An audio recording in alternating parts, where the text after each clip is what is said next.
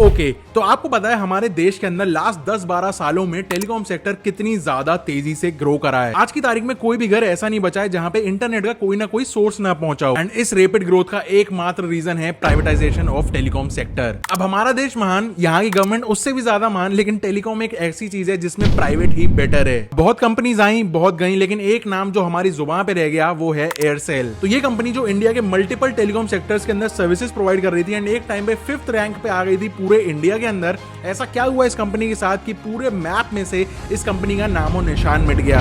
कर्ज में डूबी टेलीकॉम कंपनी एयरसेल ने एनसीएलटी में दिवालिया होने की अर्जी दाखिल की है। एयरसेल को बैंकरप्सी के लिए ले जाने की तैयारी कर रही है। वेलकम लेडीज एंड जेंटलमैन, ये है फ्राइडे फाइल्स का एपिसोड 3। एयरसेल के बारे में आज हम इस वीडियो में बात करने वाले हैं, लेकिन आगे बढ़ने से पहले request you to hit that like button, क्योंकि आज का लाइक एम रखा है 5000 लाइक्स। लेट्स सी कहां तक पहुंचते हैं। तो एयरसेल चिन्नाकन्नन सिवासन कन्नन ने 1999 में तमिलनाडु में स्टार्ट करी थी और एयरसेल नाम पढ़ने से पहले इस कंपनी का नाम था श्रीनिवास सेलकॉम लिमिटेड। फिर अक्टूबर 99 में इन्होंने अपना नाम चेंज करके एयरसेल लिमिटेड कर दिया था। कंपनी 2018 तक मुंबई के अंदर बेस थी एंड मैक्सिस कम्युनिकेशंस बरहत की एक सब्सिडरी कंपनी का रोल प्ले करती थी। इस एयरसेल कंपनी के अंदर मैक्सिस कम्युनिकेशन 74% स्टेक होल्ड करती थी एंड बाकी 26% सिंधिया सिक्योरिटीज। तो चलो अब एयरसेल को एज अ कंपनी की तरह देखते हैं। एयरसेल लास्ट तक Tamil Nadu, Orissa, Assam and north east में 2018 तक सर्विसेज प्रोवाइड करते थे एंड ओवरऑल पूरे इंडिया के अंदर 2018 तक 5th रैंक ये स्कोर करते थे। 2006 में मैक्सिस ने पूरी कंपनी को एक्वायर कर लिया। एयरसेल ने इंडस्ट्री के अंदर काफी सारे इनोवेशन प्रोडक्ट्स भी लॉन्च किए, जैसे कि Aircel Apollo mobile health centre, Aircel pocket internet and ब्लाइक। एयरसेल ने ये सारे प्रोग्राम्स यूथ सेंट्रिक बनाए थे एंड इंडिया के अंदर एयरसेल पहली कंपनी थी जिसने फेसबुक के वॉइस अपडेट्स का फीचर लॉन्च किया था।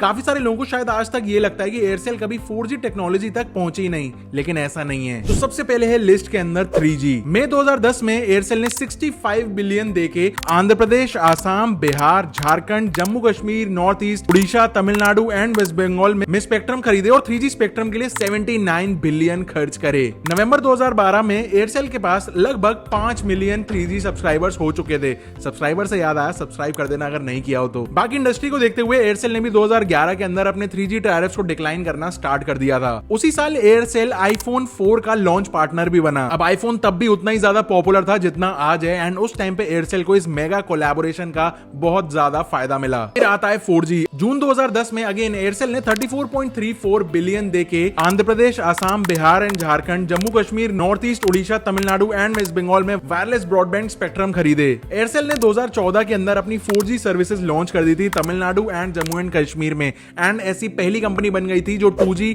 3G एंड 4G तीनों सर्विसेज एक साथ ऑफर कर रही थी। फिर 2013 में एयरसेल ने एक उस टाइम की न्यूबी कंपनी ZTE जो आज की डेट में काफी ज्यादा फेमस है, उसके साथ कोलैबोरेशन किया एंड नई टेक्नोलॉजी LTE अपनी सर्विसेज के साथ इंटीग्रेट करी। फिर इन्होंने ऐसे ही धीरे धीरे southern states and north east के अंदर अपना पूरा कब्जा बनाना स्टार्ट कर दिया एंड लिटरली पैसा पानी की तरह बहा रहे थे। अब 2011 के अंदर एयरसेल ने बेस्ट एम्प्लॉयर का अवार्ड भी जीत लिया था एंड एक्सपर्ट्स के अकॉर्डिंग ये ऐसा एनवायरनमेंट देते थे अपने एम्प्लॉइज को जिससे वो बहुत ज्यादा प्रोडक्टिव एंड सपोर्टिव दोनों ही फील करते थे। अब कंपनी के पास अपनी खुद की एक एयरसेल एकेडमी भी थी जो कि गुड़गांव में लोकेटेड थी, जो कि सारे एम्प्लॉइज को ट्रेनिंग सर्विसेज प्रोवाइड करती थी। शायद यहां तक आपको वीडियो देखने के बाद लग रहा हो कि कंपनी की ग्रोथ अच्छी खासी चल रही है, तो इस केस स्टडी में एयरसेल ही क्यों चूज किया? इसका सीधा सीधा जवाब है कंपनी बहुत ज्यादा सफर कर रही थी एंड आज की डेट में बैंकरप्सी फाइल कर चुकी है। तो अब ऐसा क्या हो गया एयरसेल के साथ कि आज की डेट में इस कंपनी के ऊपर 15,000 करोड़ रुपए का डेट है? तो चलो अब एक नजर इन रीजंस के ऊपर देते हैं। सबसे पहले है कंट्रोवर्सी। अब कंट्रोवर्सी सिर्फ एक नहीं हुई, पूरी की पूरी लिस्ट है एंड लिस्ट में सबसे पहले है एयरसेल के ऊपर चल रहा केस। अब थोड़े पॉपकॉर्न लेके बैठ जाओ क्योंकि ये लिस्ट थोड़ी लंबी होने वाली है। एयरसेल के ऊपर CBI की तरफ से एक काफी बड़ा केस चल रहा है और ये केस है एयरसेल के मैक्सिस टेक ओवर के बारे में। CBI की तब की माने तो C सिवासन करण एयरसेल के तब के ओनर, उनको फोर्स किया गया था अपनी कंपनी का हिस्सा मैक्सिस को बेचने के लिए बाय दयानिधि मरन जो उस टाइम के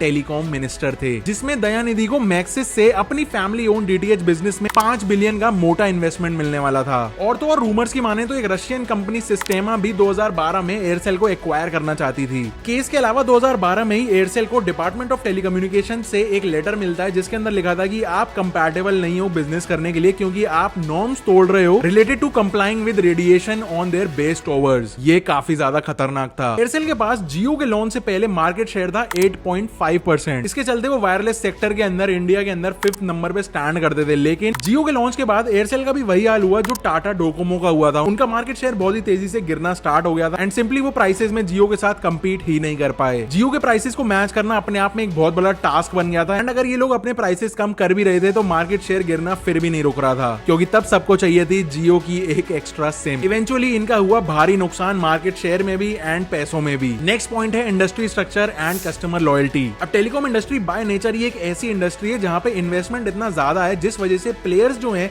वो बहुत ही कम रहते हैं किसी भी कंट्री के अंदर। फॉर एग्जांपल जियो ने अपने लॉन्च पे 1.5 लाख करोड़ रुपए खर्च कर दिए थे एंड इसका इनडायरेक्ट कॉन्सिक्वेंस बाकी कंपनीज के ऊपर आता है कस्टमर लॉयल्टी का टूटना। एज अ कंज्यूमर हम सबको ये लगता है कि जो सारी कंपनीज हैं उनके जो सर्विसेज हैं वो ऑलमोस्ट एट पार ही हैं। फर्क ये है कि हमको वो सर्विस चाहिए जो थोड़ा सा कम ऑफर कर रही हो, क्योंकि इंडिया एक बहुत ज्यादा प्राइस सेंसिटिव मार्केट है। बेसिकली जितना सस्ता उतना बढ़िया। एंड अब अगर टेलीकॉम बिजनेस में सस्ता नहीं देंगे तो लॉयल्टी कैसे आएगी, क्योंकि हर महीने रिकरिंग रिचार्जेस की वजह से सारी कंपनीज के रेवेन्यू बने रहते हैं। बेसिकली कस्टमर्स देखते हैं कि अगर दूसरी कंपनी थोड़ा सस्ता दे रही है तो अगला रिचार्ज दूसरी कंपनी का सिम लेके करा लेंगे, क्योंकि यहाँ पे अब MNP की सर्विसेज भी आ चुकी थी। एयरसेल को भी इस चीज का बहुत ज्यादा नुकसान हुआ, क्योंकि जियो ने इतने सस्ते प्लान्स लॉन्च कर चुका था मार्केट में, कस्टमर बिना 2 बार सोचे जियो की सिम जाके खरीद रहा था। एयरसेल का मार्केट शेयर बहुत ही ज्यादा तेजी से गिर रहा था एंड सिंपल सा फंडा था, अब एयरसेल के पास ना ही मार्केट शेयर था, ना ही कस्टमर्स, ना ही पैसा। लेकिन एक चीज कांस्टेंट थी और लगातार बढ़ती चली जा रही थी,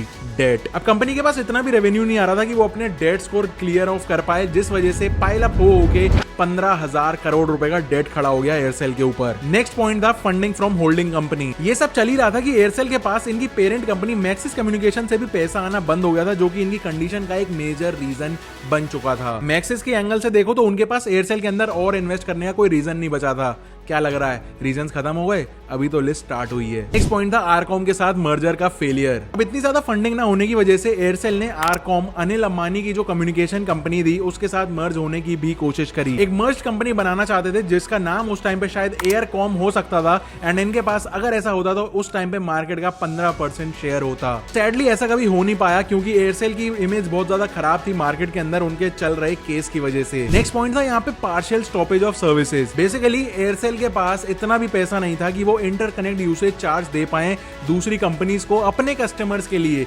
बेसिकली ये IUC चार्ज होता है, ये उस कंपनी को देना होता है जो कॉल रिसीव कर रही है दूसरी कंपनी से। फॉर एग्जांपल अगर मेरे पास जियो की सिम है एंड आपके पास एयरटेल की, मैं आपको कॉल करता हूं तो इस केस में एयरटेल जो है वो जियो को थोड़ा सा पैसा देगी, क्योंकि वो कॉल रिसीव कर रही है जियो से। ऐसे में ये वाला चार्ज हर कंपनी को देना होता है एंड ये सबके लिए बराबर होता है। यही रीजन था कि आप इंटर नेटवर्क कुछ साल पहले तक जब कॉल करते थे तो कम पैसे लगते थे। जैसे कि suppose Airtel to Airtel call कर रहे हो तो कुछ ₹1 के अंदर 10 मिनट मिल रहे हैं, लेकिन एयरटेल टू जियो या किसी और नेटवर्क पे कर रहे हो तो वहां पे सिर्फ ₹1 पर मिनट के हिसाब से चार्ज करते थे। इसका मेन रीजन था IUC चार्ज। एयरसेल के पास इतना भी पैसा नहीं बचा था कि ये IUC चार्ज दे पाए दूसरी कंपनीज को, जिससे इनके कस्टमर्स कॉल रिसीव कर पाए। इसकी वजह से जो सारी टॉवर कंपनीज थी उन्होंने सर्विसेज देना एयरसेल को बंद कर दी थी एंड इसमें से एक कंपनी अमेरिकन टॉवर कॉर्पोरेशन, इनको तो कोर्ट जाना पड़ा था अपने पैसे निकलवाने के लिए। फंडिंग ना होने की वजह से एंड नया रेवेन्यू ना जनरेट होने की वजह से एयरसेल का कैश फ्लो नेगेटिव में जाना स्टार्ट हो चुका था। इसकी वजह से एयरसेल अपने बेसिक इंफ्रास्ट्रक्चर की फीस भी नहीं दे पा रही थी एंड नियरली 1/3 टॉवर्स जो थे इनके वो इसी चक्कर में बंद हो चुके थे। इसको एक तरीके का आप आज की डेट में डेथ स्पाइरल कह सकते हो। कुछ होने के बावजूद भी एयरसेल ने फाइनल एक रिवाइवल स्ट्रैटेजी बनाई, जिसके अंदर उन्होंने मार्केट शेयर को कैप्चर करने के लिए एक प्लान बनाया कि अब वो 4G सर्विसेज के ऊपर ज्यादा फोकस करेंगे एंड पूरे के पूरे इंडिया के अंदर पहुंचाने की कोशिश करेंगे।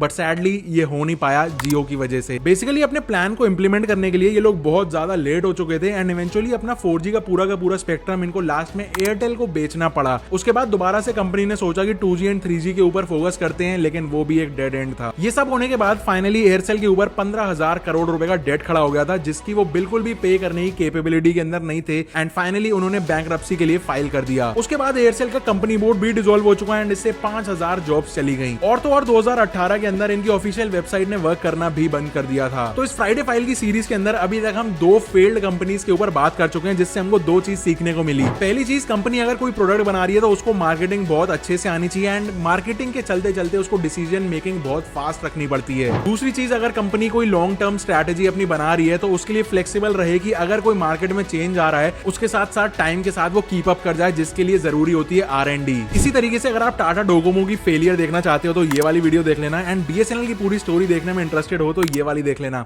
मैं मिलता हूं आपसे अगली वीडियो में। पसंद आई हो तो लाइक कर देना, सब्सक्राइब कर देना चैनल को। Until next time, stay safe, stay sarcastic, see ya।